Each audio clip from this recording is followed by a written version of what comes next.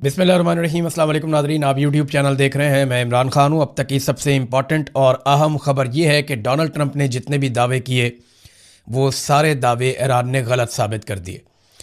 Iran ने मुस्तरद कर दिया है और बातचीत के ऊपर बिल्कुल भी कोई बाजू नहीं पकड़ा रहा। ईरान की जानिब से स्टेटमेंट क्या आया, उनकी फ़ौज की जानिब से, उनके सदर की जानिब से, उनके पार्लियामेंटेरियंस की जानिब से, ये बहुत अहम है। और अमेरिकन इसके बारे में क्या सोच रहे हैं और ये सारा खेल क्या हो रहा है। इंटरनेशनल खबरें, ईरान से आने वाली खबरें और डोनाल्ड ट्रंप के दावे, ये सारी चीज़ों का पोल खोल रहे हैं। अगले चंद मिनटों में मैं बहुत सारी चीज़ें आपके सामने रखने वाला हूं। नंबर एक, ये क्या वजह है कि ईरान बिल्कुल भी बाजू नहीं पकड़ा रहा। यानी ईरान की जानिब से तो अब लड़ाई हो रही है, ज़्यादा नुकसान तो ईरान का हुआ है। अगर आप ग्राउंड पे देखें, इमारतें तबाह हो जाना, लोगों की शहादत हो जाना, ये ज़्यादा नुकसान ईरान का हुआ है। लेकिन तारीख के अंदर ज़्यादा नुकसान इसराइल का और अमेरिका का हुआ है। और ईरान जंग जीतता हुआ महसूस हो रहा है अपने कम वसाइल के बावजूद। ईरान क्यों कोई स्टेटमेंट नहीं दे रहा, क्यों इस बात से दूर हट रहा है कि कोई मुज़ाकरात हो रहे हैं? वो अमेरिका पे एतबार नहीं कर पा रहा और वो जानते हैं कि उन पर एक बड़े हमले की तैयारी की जा रही है और ईरान इस खित्ते से अमेरिका को अलविदा करना चाहता है हमेशा के लिए कि वो यहाँ से जाएं। अब इस बारे में जो स्टेटमेंट्स हैं वो मैं आपके सामने रख देता हूँ। एक तो जो सिनेरियो बन रहा है ना इन मुज़ाकरात से, वो ऐसा बन रहा है जैसा पाकिस्तान की एस्टेब्लिशमेंट ने इमरान खान के खिलाफ बनाया था कि जनाब हमने तो मौका दिया, हमने तो बातचीत की, हम तो आगे बढ़ते हैं, इमरान खान ही नहीं मानता, वो तो जनाब बहुत डटा हुआ है, वो तो पीछे हटने के लिए तैयार नहीं है, तो फिर भुगतो। ये इस किस्म का बयानिया ईरान के खिलाफ भी बनाने की कोशिश की जा रही है, जैसा कि हुज्जत तमाम की जाती है। इस किस्म का माहौल बनाया जा रहा है। अगर मुज़ाकरात होंगे तो इससे बेहतर तो कोई बात नहीं है ना। अल्टीमेटली तो एंड ऑफ द डे मुज़ाकरात ही होंगे, चीज़ें बेहतर हो जाएंगी। मगर ईरान में अक्सर लोग ये समझते हैं कि अमेरिका ईरान से कोई रब्ता नहीं कर रहा, ना ईरान का अमेरिका से कोई रब्ता है, बल्कि ये आपस में एक ढोंग रचा रहे हैं मुज़ाकरात का और एक खेल खेला जा रहा है। और कल को ये कहा जा सकता है कि हमने तो पूरी कोशिश की है। अब ईरान मानता ही नहीं है, ईरानी क़यादत को इस बात का इदराक ही नहीं है। उन्होंने अमन की ऑफ़र को ठुकरा दिया, हमारी कोशिशों पे पानी फेर दिया, लिहाजा अब जंग ही वाहिद हल है अब इस मसले का। तो इस किस्म की बातें कल को की जा सकती हैं। अब ईरानी फ़ौजी तर्जुमान का जो स्टेटमेंट है वो सबसे पहले मैं आपके सामने रखता हूँ। यहाँ बहुत सारे अखबारात ने इसको छापा है, बहुत सारे इंटरनेशनल न्यूज़पेपर्स ने इसको छापा है। तो जो मेन चीज़ है उसकी वो ये है कि डोनाल्ड ट्रंप और अमेरिका अपनी नाकामियों को मुआहदे का नाम ना दे।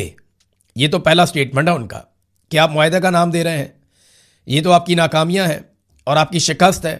ये डोनाल्ड ट्रंप को और अमेरिका को उन्होंने कहा। ईरान की मुसल्लह अफवाज ने अमरीकी सदर ट्रंप की जानिब से मुज़ाकरात के दावे को मुकम्मल तौर पर मुस्तरद कर दिया और उसे हकीकत के मुनाफी करार दे दिया। लेफ्टिनेंट कर्नल इब्राहिम जुल्फ़िकारी ने अमरीकी दावों पर तबसरा करते हुए कहा कि क्या अमरीका के अंदरूनी इख्तलाफात इस हद तक बढ़ चुके हैं कि वो अब खुद से मुज़ाकरात कर रहा है, यानी अपने आप से मुज़ाकरात कर रहा है, उसके अपने अंदर इतने इख्तलाफात पैदा हो गए हैं। उन्होंने वादे किया कि अमेरिका को अपनी नाकामियों पर पर्दा डालने के लिए इसे किसी फर्जी मुआहदे का नाम नहीं देना चाहिए।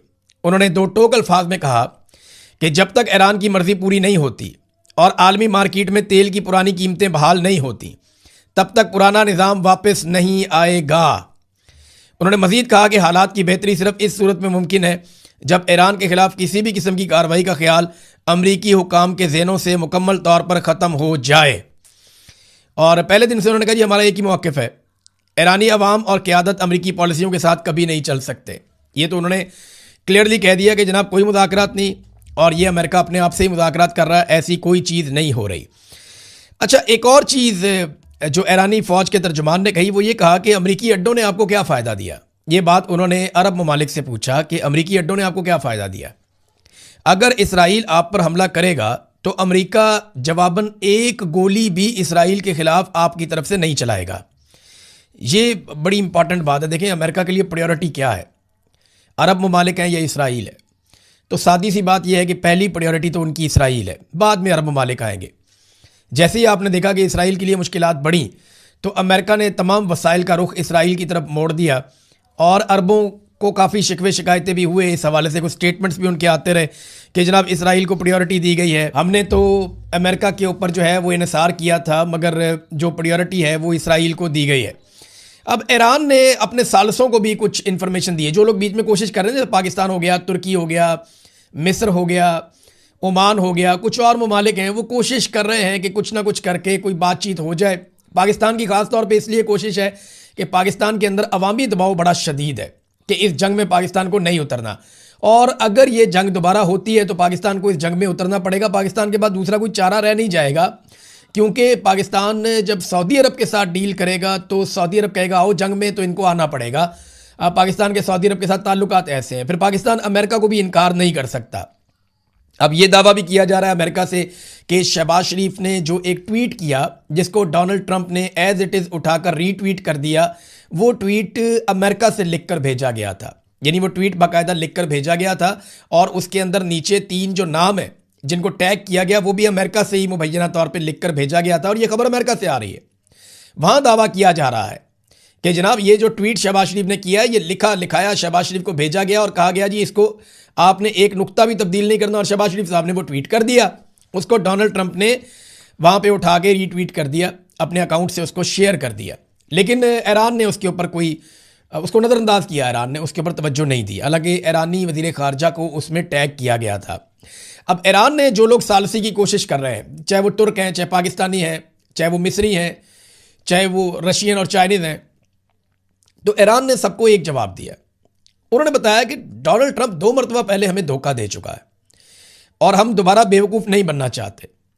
खित्ते में हालिया फौजी नकलो हरकत और जंगी तैयारियां, ये जानी जो कुछ भी इस वक्त खित्ते में हो रहा है, ईरान की इसके ऊपर नज़र है। वो कह रहे हैं जंगी तैयारियां हो रही हैं, फौजी नकलो हरकत को हम देख रहे हैं। जो कुछ भी इस खित्ते में हो रहा है वो अमन और मुज़ाकरात की नहीं बल्कि एक जंग की तैयारी हो रही है। ये मुज़ाकरात की जो पेशकश है डोनाल्ड ट्रंप की जानिब से, ये महज एक चाल नज़र आती है, यानी एक जंग का माहौल हो सकता है दोबारा से बनाया जाए, ये उन्होंने दावा किया। अब इसमें ना एक साबिक अमरीकी CIA के सरबराह है। देखें, अब भरोसा ट्रंप का इतना है कि ईरान ट्रंप पे भरोसा नहीं कर रहा है, ऐसी बात नहीं है कि सिर्फ ईरान नहीं कर रहा। ये साबिक अमरीकी CIA के सरबराह हैं जॉन ब्रेनन। इन्होंने स्टेटमेंट दिया लाइव टीवी पे आकर। इन्होंने कहा जी ट्रंप से ज़्यादा ईरान की बातों पर मैं यकीन करता हूँ। हकायक बार बार सामने आने के बावजूद ट्रंप उन्हें तस्लीम नहीं कर रहा। ट्रंप अपनी तख्लीक करदा शिकस्त से जान छुड़ाने की कोशिश में है। जो ट्रंप ने किया वो एक हार है, एक शिकस्त है, अब वो उससे जान छुड़ाना चाहता है। ट्रंप गलत कह रहा है कि ईरान मुज़ाकरात के लिए सिग्नल भेज रहा है। ट्रंप का यह दावा गलत है कि ईरान अमरीकी शराइत पर अमेरिका से बात करना चाहता है। ईरानी हुकूमत की जानिब से कोई भी ट्रंप से बात नहीं कर रहा।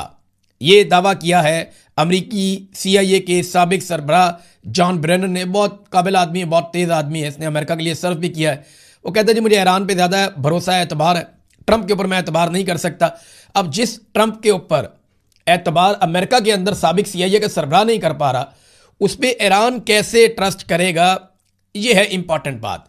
देखिए, फौजी तो मजीद पहुंचाए जा रहे हैं, मिडल ईस्ट में तैयारियां की जा रही हैं और इसके ऊपर अब ईरानियों के स्टेटमेंट भी आना शुरू हो गए हैं।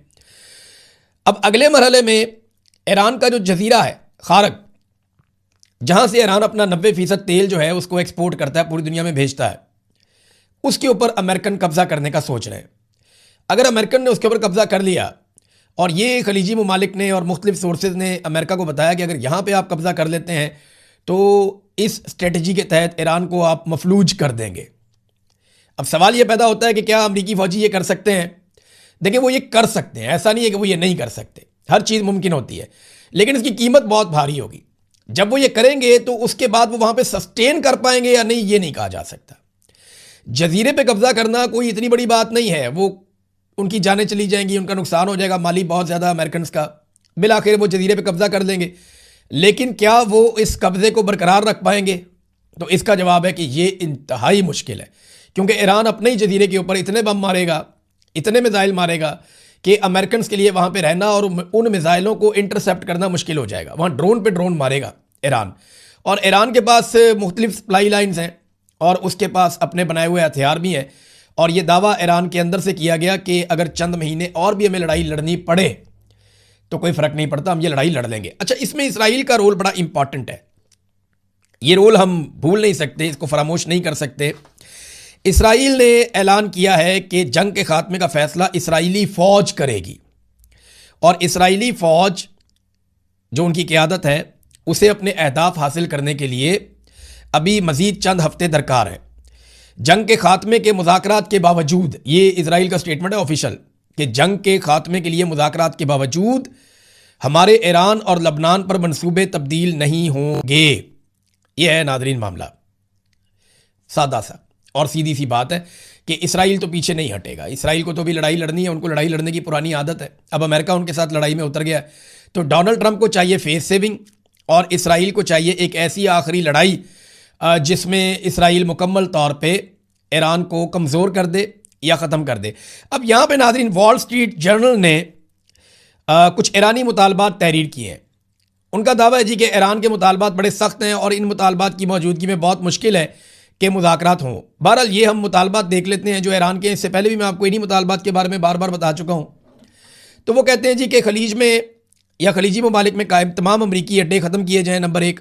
नंबर 2, वो ये कहते हैं कि ईरान पर होने वाले हमलों के बदले में तावान की रकम हमें दी जाए। नंबर 3, वो ये कहते हैं कि आबनाए हुर्मज़ में एक नया निज़ाम जिसके तहत ईरान को ट्रांजिट फ़ीस जमा करने की इजाज़त हो वो भी दिया जाए। नंबर 4, इस बात की ज़मानत कि जंग दोबारा नहीं होगी। नंबर 6, हिज़्बुल्लाह पर इसराइली हमलों का ख़ात्मा। नंबर 7, तमाम पाबंदियों का मुकम्मल ख़ात्मा। नंबर 8, बगैर किसी पाबंदी के अपना मिसाइल प्रोग्राम बरकरार रखने का हक। अगर इस किस्म के मुतालबात ईरान करेगा तो अमेरिका के लिए मुझे नहीं लगता ये काबिल कबूल है। इस लड़ाई में अमेरिका और इसराइल के रास्ते बंद होते चले जा रहे हैं। ऐसा दिखाई देता है कि अभी मुज़ाकरात के बहाने को टाइम गेन किया जाएगा, दुनिया के अंदर एक तासुर कायम करने की कोशिश की जाएगी कि हमने तो बड़ी बातचीत करने की कोशिश की, हमने तो मुज़ाकरात करने की बड़ी कोशिश की, लेकिन ईरान मान नहीं रहा, तो हमारे पास जंग के अलावा रास्ता कोई नहीं है। और फिर ज़्यादा मुल्कों को लेकर हो सकता है कि ईरान के ऊपर चढ़ाई की जाए। फिर पाकिस्तान के ऊपर भी बहुत दबाव होगा, बहुत शदीद दबाव होगा। पाकिस्तान की जो हुकूमत है उसकी जो हमायत है वो ज़्यादातर खलीजी ममालिक के साथ दिखाई दे रही है, अमेरिका और इसराइल के कैंप में दिखाई दे रही है, जबकि जो पाकिस्तान की अवाम है उसकी हमायत वाज़े तौर पर ईरान के साथ दिखाई दे रही है। बहरहाल इसमें शहबाज शरीफ साहब का एक स्टेटमेंट है। शहबाज शरीफ साहब ने बात की है मोहम्मद बिन सलमान से, जो बातचीत हुई वो मैं आपके सामने रखता हूँ। कहते हैं जी मैंने मोहम्मद बिन सलमान से बात की है, खादमैन हरमैन शरीफैन को ईद की मुबारकबाद दी है। मैंने सऊदी अरब पर हालिया हमलों की पाकिस्तान की जानिब से शदीद मज़म्मत की है। मुश्किल हालात में सऊदी अरब के साथ पाकिस्तान की यकजहती और हमायत की तौसीक़ की है और उनको सराहा है, और मुमलिकत के तहम्मुल को सराहते हुए मैंने कशीदगी में फ़ौरी कमी, दुश्मनियों के ख़ात्मे, उम्मत मुस्लिमा के दरमियान इत्तेहाद की फ़ौरी ज़रूरत पर जोर दिया है। मैंने वली अहद को इलाकाई अमन और इस्तेहकाम के लिए पाकिस्तान की सफारती कोशिशों के बारे में भी आगाह किया है। यानी बताया कि जनाब ये मामला, देखिए सऊदी अरब को भी तो टेंशन होगी ना कि चल क्या रहा है, हमें भी पता चले, हम इसका एक हिस्सा हैं। अगर अमेरिका से एक ट्वीट आती है और शहबाज शरीफ साहब उसको कर देते हैं तो सऊदी अरब के अपने स्टेक्स हैं, वो जानना तो चाहेंगे कि क्या हुआ। तो अब शहबाज शरीफ साहब ने MBS से बात की है। ईरानी सदर ने बाकायदा नाम लेकर तुर्की के सदर की तारीफ़ की है, क्योंकि तुर्की के सदर इसराइल के ऊपर बराह रास्त गोलाबारी कर रहे हैं ज़ुबानी, और वो सारी चीज़ों के लिए ज़िम्मेदार नेतन्याहू को करार दे रहे हैं, और बार बार ऐसा कर रहे हैं कि दुनिया के 8 अरब लोग भुगत रहे हैं नेतन्याहू की हटतरमी को, और वो नेतन्याहू को बुज़दिल भी करार दे रहे हैं लगातार। यानी जो तुर्क सदर उर्दगान है ना, वो स्कोर सेटल कर रहे हैं नेतन्याहू के साथ कि इसको मैंने नहीं छोड़ना। वो हर रोज़ एक स्टेटमेंट देते हैं नेतन्याहू के ख़िलाफ़। तो इसमें जो है वो ईरानी सदर ने स्टेटमेंट दिया कि जंगजू सहूनी हुकूमत की मज़म्मत में मेरे भाई रजब तैयब उर्दगान सदर तुर्किया का दो टोक और पुरज़म मौक़िफ़ काबिल सत्ताइश है। हमारे दोस्त और बरादर मुल्क तुर्किया की गयूर कौम ने कई सालों से उम्मत मुस्लिमा की उमंगों के साथ यकजहती में साबित कदमी से अपना किरदार अदा किया है। अल्लाह के फजल करम से हम ये फ़ख्र का रास्ता मिलकर तय करेंगे। तो अब ये जनाब ईरानी सदर जो है वो तुर्की को शाबाश दे रहे हैं। पाकिस्तानी वज़ीर-ए-आज़म ने कोई भी इमदाद अभी तक ईरान में नहीं भेजी। यानी बहुत सारे ममालिक ईरान को मदद भेज रहे हैं, वहाँ बहुत तबाही हुई है, लोग बहुत बुरी हालत में हैं। पाकिस्तान भी भेज सकता था, लेकिन अमेरिका और इसराइल की नाराज़गी के डर से पाकिस्तान ने ईरान को कोई मदद नहीं भेजी। हाँ, ये ज़रूर है कि शहबाज शरीफ साहब ने यह हुक्म जारी किया दूसरी मरतबा कि खलीजी ममालिक को जो खुराक की तरसील है या चीज़ें जो उनकी ज़रूरत की हैं वो तेज़ तरीन कर दी जाए, और जितनी ज़्यादा हो सकती हैं खलीजी ममालिक के अंदर खाने पीने की और दीगर अशिया भिजवाई जाए, उनकी तरसील तेज़ की जाए। हाँ, एक चीज़ और मैं आपको बताता हूँ कि UAE के एयरपोर्ट्स के ऊपर पाकिस्तानियों के साथ जो सलूक हो रहा है, मुझे कुछ लोग जो आए वहाँ से उन्होंने बताया जी कि वो मुनासिब नहीं है। इंडियंस को और अमेरिकन को प्रायोरिटी दी जा रही है और पाकिस्तानियों को वो प्रायोरिटी नहीं मिल रही, बल्कि पाकिस्तानियों के साथ जो सलूक है वो हद तक आमेज़ है बकौल उन लोगों के जो वहाँ से आए हैं और जो वहाँ से गुजरे हैं। नाज़रीन, अब आ जाएँ, एक और हमला किया है इसराइल ने, और ये बड़ी अहम खबर है। इसराइल ने एक ऐसे मुकाम पर हमला किया है, ये बंदर अंजली है, यहाँ पर इसराइल ने हमला किया है।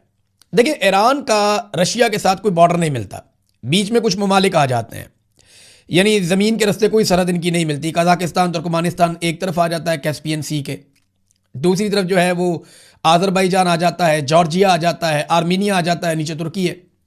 तो ईरान की कोई सरहद बराह रास्त रशिया के साथ मिलती नहीं है। हाँ, कैस्पियन सी है, ये एक लैंडलॉक्ड किस्म का समंदर का एरिया है, और मैं यहाँ पे गया हूँ, मैंने इसको देखा भी है। तो यहाँ से रशिया से बहरी जहाज़ों के जरिए सामान ईरान में आता है। ये छोटा सा समंदर का जो एक हिस्सा है, ये ईरान को और रूस को मिलाता है आपस में, कैस्पियन सी। तो यहाँ से एक तिजारती गुजरगाह है, और ये तिजारत होती है इसी बंदर अंजली पर, इसी बंदरगाह पर, जहाँ रशियन तरसील बहुत ज़्यादा बढ़ गई थी हालिया दिनों में। तो वहाँ इसराइल ने अटैक किया और वो कोशिश कर रहे हैं कि इस सप्लाई लाइन को काटा जाए। इस पर रशिया को शदीद तहफ़्फ़ुज़ात हैं। अब देखते हैं कि रशिया इसके बारे में किस किस्म का रद्दअमल देता है। तो एक तो खबर ये हो गई कि रशिया और ईरान के बीच में जो एक तरसील का रास्ता है उसको काटा जाए। अब दूसरी खबर मैं आपको देता हूँ कि इसराइल का फ़ौजी साजो सामान का एक बड़ा कंटेनर जो है वो मिस्र के एक बंदरगाह के ऊपर उतर गया।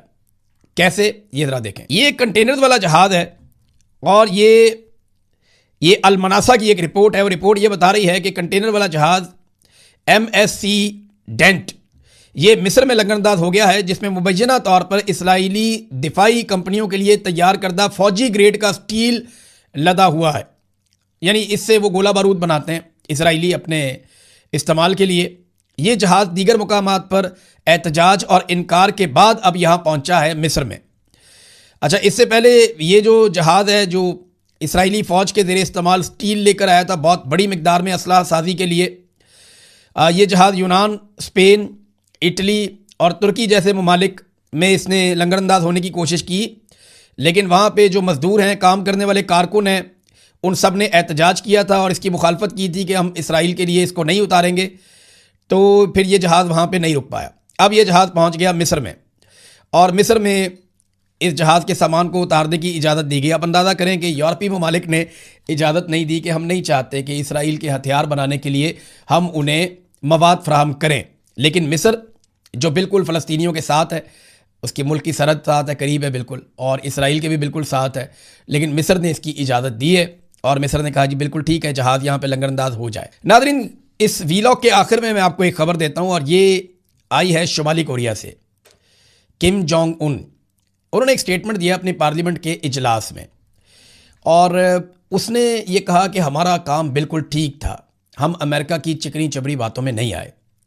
उसने कहा कि मौजूदा ईरान अमेरिका जंग ने इस बात को साबित कर दिया है कि शुमाली कोरिया ने अमेरिका के दबाव और मीठे अल्फाज को मुस्तरद कर दिया था और अपना एटमी और मिसाइल प्रोग्राम जारी रखा था। वो फैसला बिल्कुल दुरुस्त था। आज हम महफूज हैं। यानी शुमाली कोरिया को भी अमेरिका ने बड़ी कोशिश की थी, आओ मुज़ाकरात करते हैं, बैठो बातें करते हैं, धमकियां भी देता था, मुज़ाकरात भी करता था, मीठी मीठी बातें भी करता था। वो नहीं माने, उन्होंने अपना एटम बम बना लिया, वो महफूज हो गया हमेशा के लिए। अब वो कहता जी हमारा फैसला बिल्कुल दुरुस्त था। ये ईरान के ऊपर अमेरिका का अटैक ये बात साबित कर रहा है। तो अब ईरान को भी अपना फैसला करना पड़ेगा। पता नहीं वो क्या करते हैं आने वाले दिनों में। बहरहाल मुज़ाकरात वाली कहानी में तो वो नहीं फंसे अभी तक। हमें इंतज़ार करना पड़ेगा 24-48 घंटे मज़ीद, क्योंकि जुम्मे वाले दिन तक ये डेडलाइन ख़त्म हो जाएगी। तो देखते हैं कि जुम्मे के बाद एक बड़ा हमला शुरू होता है या डोनाल्ड ट्रंप मज़ीद टाइम गेन करने की कोशिश करता है। अब तक के लिए इतने, अपना ख्याल रखिएगा, अपने इस चैनल का भी। अल्लाह हाफ़िज़।